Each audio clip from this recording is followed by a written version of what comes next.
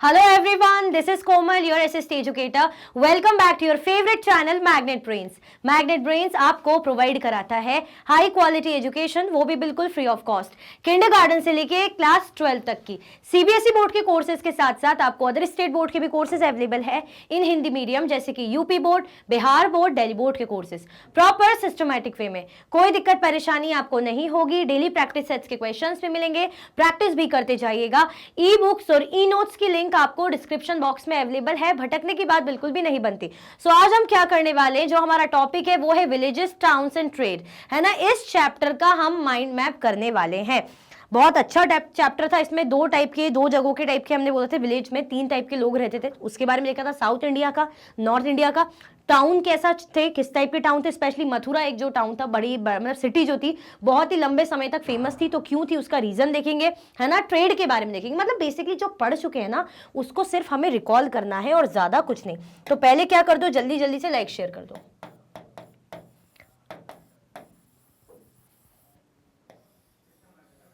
ठीक है, जल्दी जल्दी से लाइक एंड शेयर कर दीजिए। हियर फटाफट से लाइक और शेयर कर दो। तो देखो क्या लिखा हुआ है। सबसे पहले जो स्टार्टिंग हुई थी इस चैप्टर की, किससे हुई थी? आयरन टूल्स एंड एग्रीकल्चर से, है ना। आयरन टूल्स और agriculture began to use around 3000 years ago. ये कब यूज होना शुरू हुआ था? लगभग 3000 सालों पहले। कब शुरू हुआ था? 3000 सालों पहले ये स्टार्ट हुआ था।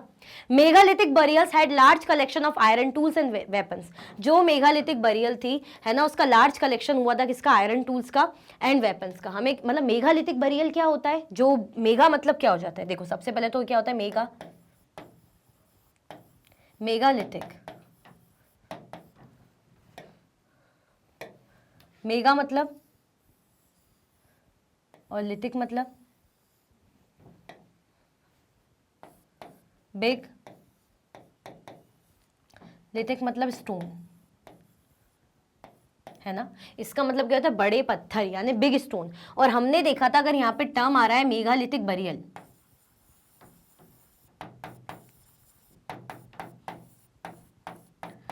मेगालिथिक बरियल आ रहा है, दैट मीन्स क्या होता है? ऐसी थी ना, हमने पढ़ा भी था चैप्टर 4 में। ऐसे जैसे किसी की डेड बॉडी है ना, आसपास क्या करके रखें? बड़े बड़े जो है स्टोन्स।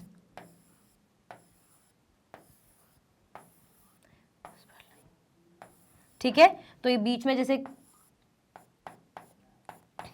क्लियर हुआ। तो ये क्या हो जाएगा? हमारा मेगालिथिक बरियल, यानी किसी की डेड बॉडी यहाँ पे दफन है और चारों ओर क्या है? पत्थरों से सराउंड करके रखा हुआ है। क्लियर हुआ? आया समझ में? तो मेगालिथिक बरियल में हमें आयरन टूल्स, मतलब इस जगह पे आयरन टूल्स और वेपन्स का बहुत ज्यादा कलेक्शन देखने को मिलता है। तो इससे हमें समझ में आता है कि आयरन का यूज या आयरन से बने हुए टूल्स का यूज लगभग 3000 सालों पहले यूज होना शुरू हो गया था। क्लियर हुआ? और क्या है? Use of iron tools increase 2500 years ago. मतलब यहां पे यूज शुरू हुआ कि 3000 सालों पहले यूज करना शुरू हुआ, लेकिन ज्यादा यूज, और यूज कब बढ़ा? लगभग 2500 सालों पहले यूज ज्यादा बढ़ गया। Axes and ploughshare help increase agricultural production. Axes और प्लॉगशेयर ने क्या इंक्रीज कर दिया था? एग्रीकल्चर प्रोडक्शन को इंक्रीज कर दिया था। मतलब ये जो एक्सेस आ गए थे, एक्स मतलब कुल्हाड़ी वगैरह, एक्स बोलते हैं ना कुल्हाड़ी को, और प्लॉगशेयर मतलब ये जो होता है आपका ऐसे जोतने का हल जैसे बोलते हैं, है ना। तो ये क्या हो गया था? ये भी इंक्रीज हुआ था। इसके थ्रू क्या हुआ था? एग्रीकल्चरल प्रोडक्शन बढ़ गया था। क्लियर हुआ? आया समझ में? तो आयरन टूल्स और एग्रीकल्चर की बात हो रही है। ये कब यूज होना स्टार्ट हुआ था? 3000 सालों पहले, है ना। मेगालिथिक बरियल के जो लार्ज कलेक्शन का हमें आयरन टूल्स और वेपन्स का देखने को मिलता है। इसमें जो आयरन टूल्स यूज है, जो हम कह सकते हैं इंक्रीज हुआ लगभग 2500 ईयर्स अगो। एक्स, कुल्हाड़ी और फ्लॉगशेयर हमें देखने को मिलते हैं। इसके थ्रू एग्रीकल्चर प्रोडक्शन क्या हो गया था? इंक्रीज हो गया था। आया समझ में? चलो, Who lived in the villages? अगर हम बात करें विलेजेस की, तो विलेजेस में 3 टाइप ऑफ पीपल रहते थे। 3 type of people, 3 types of people used to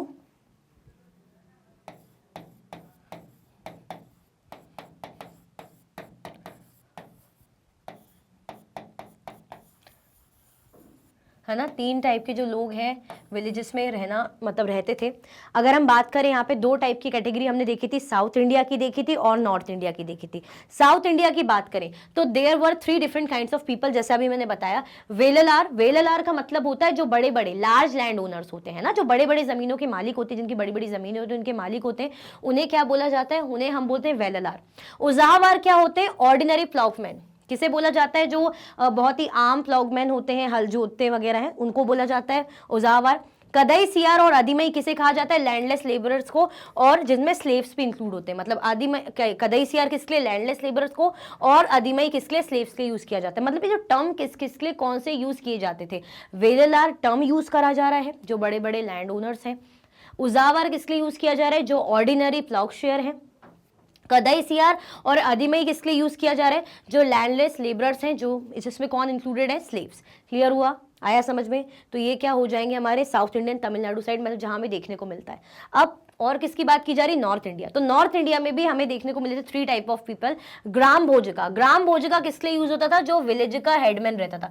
इसकी बहुत सारी रिस्पॉन्सिबिलिटी रहती थी, बहुत सारी टाइप की इसके पास रिस्पॉन्सिबिलिटी रहा करती थी। ग्राम भोजका यानी विलेज हेडमैन। गृहपतिज यानी इंडिपेंडेंट फार्मर्स, ये कौन होते थे, इंडिपेंडेंट फार्मर्स, है ना, जो बिल्कुल आत्मनिर्भर फार्मर, जो खुद के मतलब किसी पे डिपेंड नहीं है, किसी के अंडर काम नहीं कर रहे, मतलब अपना है, अपना जो है खेती बाड़ी है खुद ही संभाल रहे, तो independent farmers. Dasa karmakara did not own any land, dasa karmakara की बात करें तो इनके पास कोई जमीन कोई लैंड हुआ नहीं करता था। तो क्लियर हुआ, क्या बताया जा रहा है, विलेजेस में कौन रहते थे, तो ये नॉर्थ इंडिया का है। देखो पिछला देखा था साउथ इंडिया का, तो नॉर्थ इंडिया में ग्राम भोजका विलेज हेडमैन के लिए यूज किया जा रहा है, गृहपति इंडिपेंडेंट फार्मर के लिए यूज किया जा रहा है, दास कर्मकारा है ना, जो कोई लैंड ओन नहीं करते, उनके लिए यूज किया जा रहा है। क्लियर। ग्राम भोजका, मैंने आपको बताया था कि जो ग्राम भोजका होते थे ना, बहुत सारे डिफरेंट टाइप के काम करते थे, डिफरेंट टाइप की रिस्पॉन्सिबिलिटीज इनकी रहती थी। He is the village headman, जैसे अभी मैंने बताया कि विलेज हेडमैन रहते थे, यानी विलेज के क्या, सरदार हेडमैन। इट वॉज हेरिडेटरी, इनकी जो पोस्ट रहती थी, पोस्ट वॉज, अगर हम बोलेंगे यहाँ पे मैं अगर पोस्ट भी लिख दूं, पोस्ट, तो इनकी जो पोस्ट थी या काम था जो हेरिडिटरी रहता था, मतलब ऐसे कोई जॉब तो कर नहीं रहे, चलो पोस्ट भी नहीं लिख सकते, लेकिन जो उनका वर्किंग रहता था हेरिडिटरी, मतलब जैसे जो विलेज का हेडमैन है अभी वो है, फिर उनका बेटा होगा वो संभालेगा, फिर उनका बेटा होगा वो हेडमैन बन जाएगा, तो ऐसा काम होता था। बट अगर हम देखें विलेज हेडमैन का, तो मल्टीपल वर्क परफॉर्म करता था, परफॉर्म्स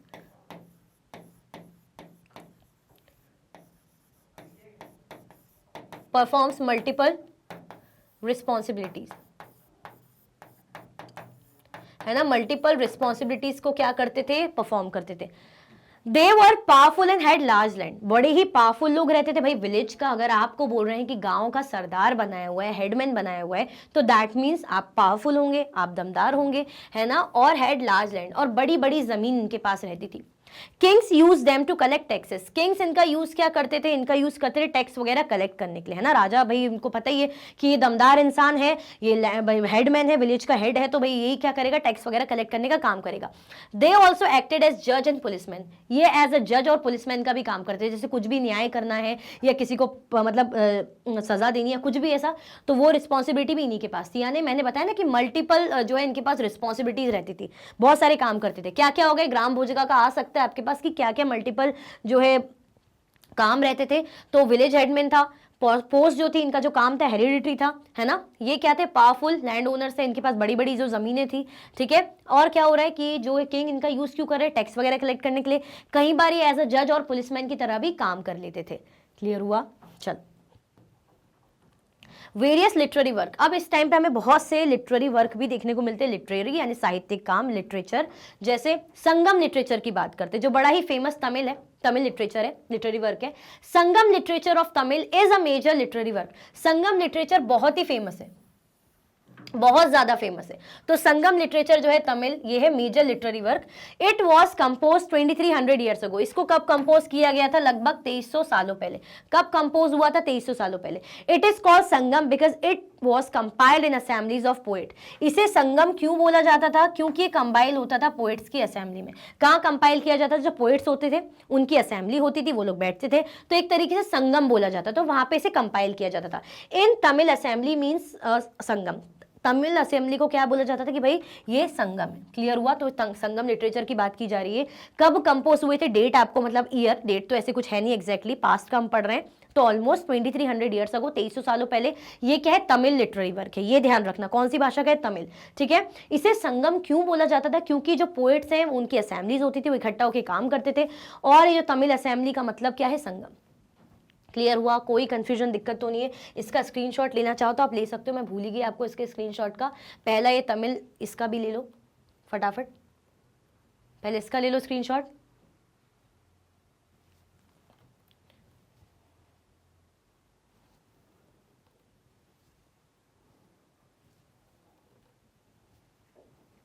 ले लिया? चलो नाउ इसका भी ले लो। हाँ, ये तो मैं भूल ही गई, ये भी पढ़ा है। Okay, Jataka tales. अब इसमें और भी हमें चीज देखने को मिलती है। जताका टेल्स का मतलब क्या होता है, Jatakas are composition of simple story, जो बड़ी ही साधारण टाइप की कहानियां होती थी, सिंपल सिंपल स्टोरीज का जो कंपोजिशन होता था उसे क्या बोलते थे, जताकाज बोलते थे।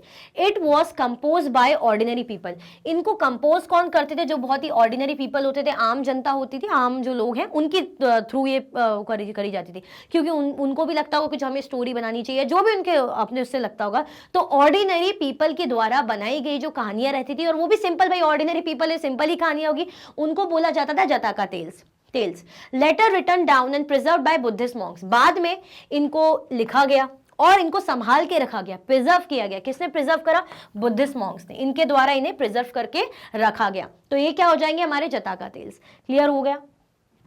आगे बढ़े, इसका भी स्क्रीनशॉट लेना है, स्क्रीनशॉट ले सकते हो। देखो इस चैप्टर में ऐसा कुछ नहीं कि बहुत एक्सप्लेन करना है, जो चीज़ें हैं हिस्ट्री में यही है, आप टर्म्स को समझा सकते हो, थोड़ा बहुत मीनिंग समझा सकते हो, स्टोरी बता सकते हो क्या थी, लेकिन जो डेट है, जिसका मतलब जो है वो वही रहेगा, उसको हम नहीं वो कर सकते, खींच सकते ज़बरदस्ती, है ना। तो जल्दी जल्दी से स्क्रीनशॉट ले लो, फिर आगे बढ़ते हैं। चलो, sculptures, carved stone depicting life of the people in towns and villages and forest. ये क्या करते थे, कार्व स्टोन्स में डिपिक्ट करते थे लोगों की लाइफ, मतलब इसमें क्या रहता था कि क्या हो रहा है, लोगों की जिंदगियां कैसी हैं, लोग क्या कर रहे हैं, है ना, टाउन्स और विलेजेस में, फॉरेस्ट में क्या उनकी लाइफ है, उसको डिपिक्ट किया जाता था, दिखाया जाता था। Were used to decorate railings, pillars and gateways of the building. ये किस लिए काम आते थे, रेलिंग्स को डेकोरेट करने में, पिलर्स को डेकोरेट करने में, है ना, और बिल्डिंग्स के गेटवेज को डेकोरेट करने में काम आते थे। These places were often visited by people। अब इन जगहों को अक्सर जो लोग हैं, जो पीपल हैं, वो विजिट करते थे, देखने आया करते थे। ठीक है, तो स्कल्पचर्स की बात की जा रही है। कार्व स्टोन जो है आम लोगों की जो लाइफ को डिपिक्ट करते थे, टाउन्स, विलेजेस, फॉरेस्ट में, फॉरेस्ट टाइप के। ठीक है, यहाँ पे रेलिंग्स और इनको डेकोरेट किया जाता था, इन चीज़ों को डेकोरेट करके दिखाया जाता था। ये जो प्लेसेस थी अक्सर जो लोग हैं विजिट करने आया करते थे। तो इसका भी स्क्रीनशॉट ले लो। मतलब जो टाउन में लोग रह रहे हैं, विलेजेस में लोग रह रहे हैं, फॉरेस्ट में लोग रह रहे हैं, कैसी ज़िंदगी जी रहे हैं, आम जिंदगी है या किस टाइप की काम करते हैं, है ना, कैसा पहनते, क्या खाते पीते, तो जो भी है उसको दिखा दिया जाता था स्कल्पचर के फॉर्म में। That's it. ठीक है, चलो आर्कियोलॉजिकल फाइंडिंग्स। अब आर्कियोलॉजिकल को क्या फाइंडिंग मिला, आर्कियोलॉजिकल डिपार्टमेंट जो पुरातत्व विभाग बोलते हैं ना, आर्कियोलॉजिस्ट जो करते हैं, है ना। Various sources like pots, ceramic rings have been excavated. क्या क्या मिला था इन्हें, पॉट्स मिले थे, सेरेमिक रिंग्स मिली थी, ये सारा खुदाई करके इन्हें चीजें मिली थी। Palaces, homes and markets might have hardly survived as they were made of wood और मड ब्रिक। किले मिले, होम्स मिले, मार्केट्स जो हार्डली मतलब मुश्किल से उस टाइम पे जो है सर्वाइव कर पाए। क्यों, मतलब ज़्यादा टिक नहीं पाए। अब जो लकड़ी से बने होंगे या मड ब्रिक से बने थे तो ढह गए थे, ज़्यादा टाइम रुक नहीं पाए, रह नहीं पाए, तो मुश्किल से ही वो अब सर्वाइव कर पाए, मतलब ज़्यादा सही हालत में नहीं देखने को मिले, क्योंकि एक्सकेवेशन करके मिला है, भाई पुरानी चीज़ें हैं। Travellers who visit various places give accounts of the places they visited. Travellers वो होते हैं जो भाई ट्रैवल करते हैं, आते हैं, जगहों में घूमते हैं, देखते हैं और वहाँ के बारे में अपने अकाउंट्स में लिखते हैं, जो एक्सप्रेस करते हैं, बताते हैं, एक्सप्लेन करते हैं, है ना, जो जो जगह वो विजिट करते हैं। ठीक है, चलो जो आप सुनते हो ना ट्रैवलॉग, तो वैसे ही आगे बढ़े।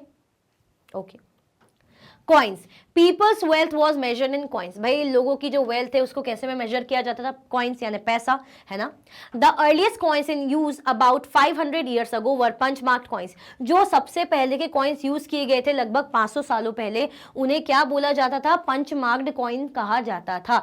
दे are called so because designs were punched on the metals like silver और कॉपर। इन्हें ऐसा क्यों किया जाता था, क्योंकि जो डिजाइन है मतलब कैसी बनी जाती थी, बिल्कुल पंच टाइप की, जैसे आप ऐसा नहीं कर रहे हो कि कुछ कार्विंग कर रहे हो उसमें, में, बिल्कुल पंच ऐसे लगा रहे हो, इसीलिए इन्हें पंच मार्क्ड कॉइन कहा जाता था, जैसे सिल्वर और कॉपर के। और पंच मार्क्ड कॉइन का शेप कैसा रहता था, बहुत अलग अलग टाइप के शेप रहते थे, जैसे रेक्टेंगुलर इस टाइप के शेप उनके रहा करते थे।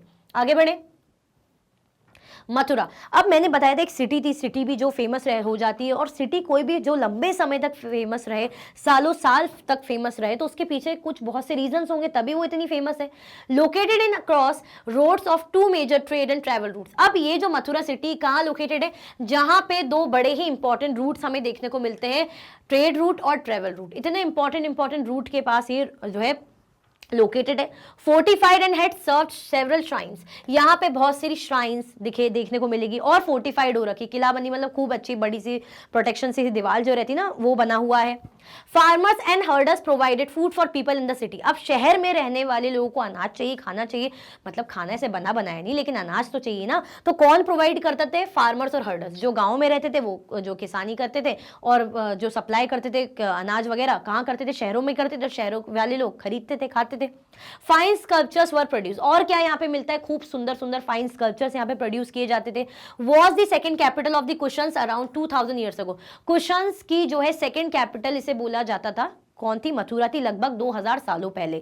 Religious centre with Buddhist and Jain monasteries, और ये रिलीजियस सेंटर भी था, मतलब धार्मिक स्थल भी कह सकते हैं। यहाँ पे बुद्धिस्ट और जैन मोनेस्ट्रीज या मठ देखने को मिलते हैं।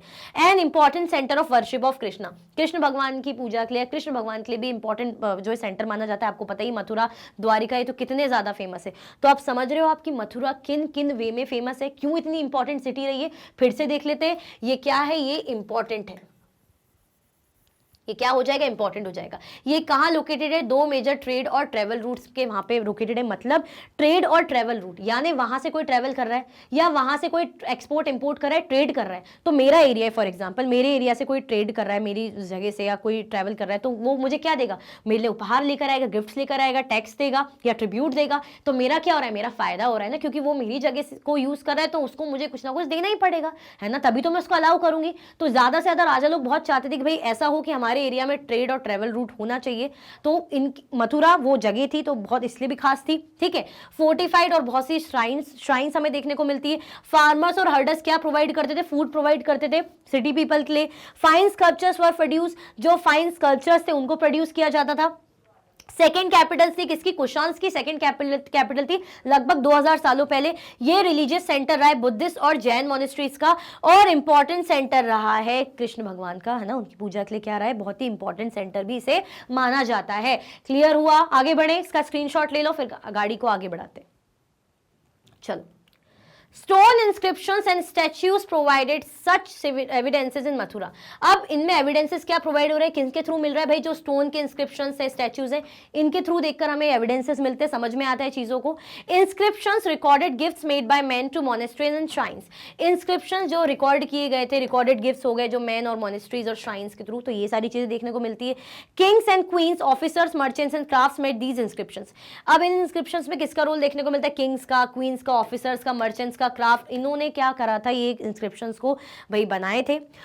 मतलब इनका रोल हमें यहां देखने को मिलता है। Occupations like gold Smith, black Smith, weaving basket and garland making, perfumes were practice by people. अब यहाँ पे क्या होता था, ऑक्यूपेशंस मतलब लोग काम धंधा क्या कर रहे हैं, क्या क्या काम करते थे। गोल्ड स्मिथ था, लोहार था, कोई मतलब सुनार हो जाता है गोल्ड स्मिथ, ब्लैक स्मिथ कोई लोहार था, है ना, वीविंग होती थी, बास्केट वगैरह बनाई जाती थी, गार्लैंड मेकिंग होती थी, परफ्यूम्स वगैरह, ये सारी चीजें, इतने सारे टाइप की चीजें यहाँ पे होती थी। इसीलिए मथुरा क्या बोला जाता है, बहुत ही इंपॉर्टेंट सिटी मानी जाती है। क्लियर हुआ, आगे बढ़े, चलो। क्राफ्ट एंड क्राफ्ट पर्सन, अब क्राफ्ट और क्राफ्ट पर्सन के बारे में देखेंगे।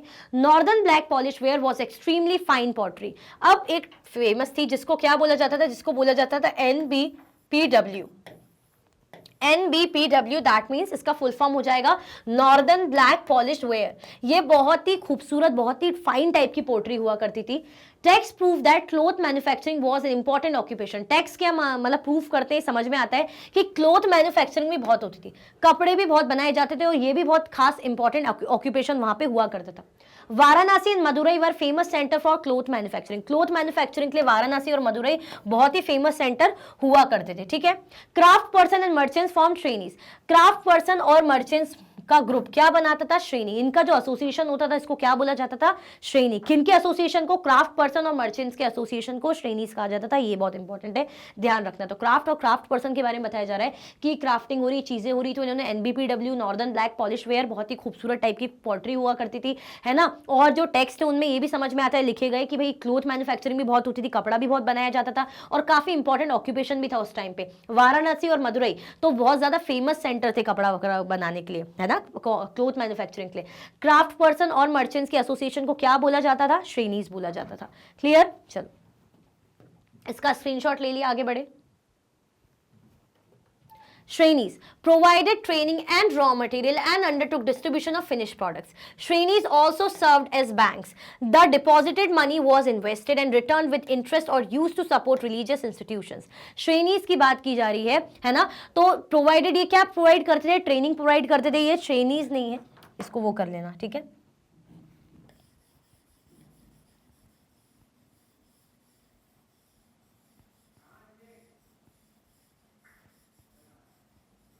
इसको क्या बोलेंगे ऐसे? श्रेणीज। श्रेणीज, ठीक है। ये स्पेलिंग कर लेना, उसे आपको पता ही है, यहाँ लिखा भी है, ठीक है। क्या बोला जा रहा है कि ट्रेनिंग प्रोवाइड करते थे, ट्रेनिंग प्रोवाइड करते थे, रॉ मटेरियल प्रोवाइड करते थे and undertook distribution of finish goods. और जब क्या करते थे, जो फिनिश गुड्स था उसको डिस्ट्रीब्यूट किया करते थे। Shrenis also served as banks, as a bank भी काम करते थे। बैंक में हम क्या करते हैं भाई? पैसा डिपॉजिट करते हैं, है ना, इंटरेस्ट चार्ज होता है, ये सब होता है ना। The deposited money was invested, जो भी डिपॉजिटेड मनी रहता था उसको इन्वेस्ट किया जाता था एंड रिटर्न विद इंटरेस्ट, और इंटरेस्ट के साथ उसे वापस किया जाता था या उसे यूज किया जाता था रिलीजियस इंस्टीट्यूशन में, वहां यूज कर लिया जाता था। तो ये किसका काम हो गया? श्रेणीज का काम हो गया। क्लियर हुआ? आया समझ में? चलो आगे बढ़े।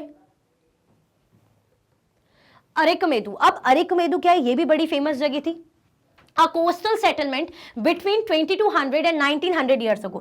ये क्या था? एक कोस्टल सेटलमेंट था, है ना, किसके बीच में? 2200 and 1900 years ago का, इतना पुराना एंड इंपॉर्टेंट ट्रेड सेंटर, और बहुत ही इंपॉर्टेंट ट्रेड सेंटर ये रहा है। कोस्टल सेटलमेंट है तो कोस्टल सेटलमेंट दैट मींस समुद्र के किनारे वाला इलाका है, और जो भी जगह समुद्र के किनारे वाली होगी दैट मींस वो ट्रेड के लिए ऑब्वियसली अच्छी होगी।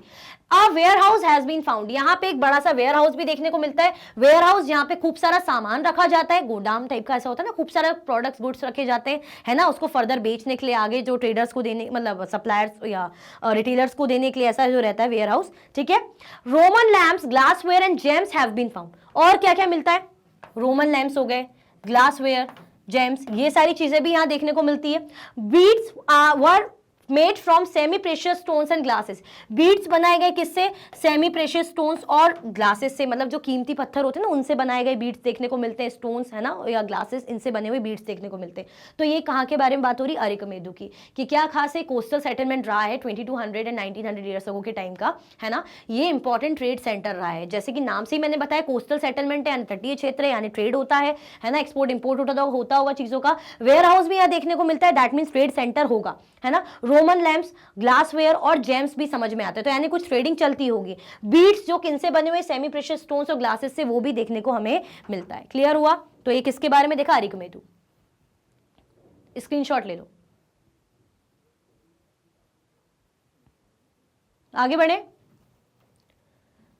इसी के साथ भाई हमारे इस चैप्टर का माइंड मैप एंड होता है। मैंने पहले ही बोला आपको कि बस इंपॉर्टेंट चीज़ें फ्लो चार्ट्स में रहती है।